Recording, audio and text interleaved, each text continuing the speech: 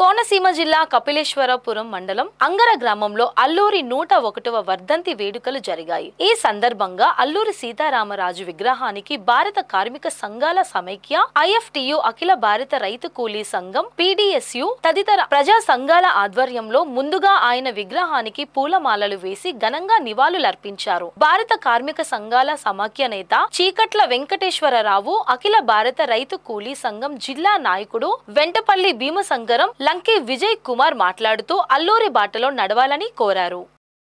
అంగర గ్రామంలో ఉన్నటువంటి అల్లూరి విగ్రహానికి ఇక్కడ ఉన్నటువంటి కార్మికులు, ప్రజలు, రైతు కూలీ సంఘం, ఐఎఫ్టీ ఆధ్వర్యంలో పూలమాల వేసి నివాళులర్పిస్తూ ఉన్నాం.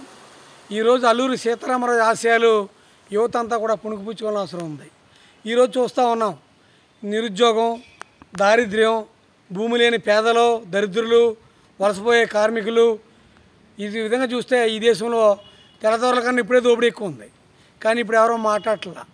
కానీ అల్లూరి సీతారామరాజు గారు ఆనాడే చెప్పాడు, ఈ బ్రిటిష్ తెల్లదొరలే కాకుండా ఈ దేశంలో ఉన్నటువంటి విదేశీ దోపిడీ పోవాలని ఆయన వెల్లమ్ములు బట్టి ఆ అడవి ప్రాంతంలో గిరిజనులు మేలుకొల్పి అనేక పోవడాలని ఆయన చెప్పాడు.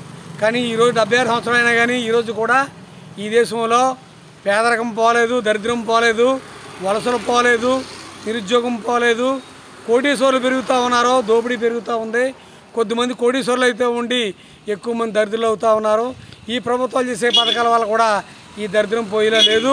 దరిద్రం పోవాలంటే ఒకటే మార్గం, అల్లూరి సీతారామరాజు ఆశయాలు ఏవైతే ఉన్నాయో దున్నేవానికి భూమి లక్ష్యంగా అల్లూరి సీతారామరాజు ఆశయాల్లో ఈరోజు పుణుకుపుచ్చుకుని యువతరం అంతా కూడా ప్రజానికం అంతా కూడా పోవడం తెలియజేస్తూ ఉన్నాం. ఇప్పుడే చూద్దాం, ఇక్కడ రైతాంగం అంతా కూడా పండించిన పంటకే మద్దతు ధర ఇవ్వడంలో ఈ ప్రభుత్వం విఫలమైపోయింది, ఇవ్వడం లేదు.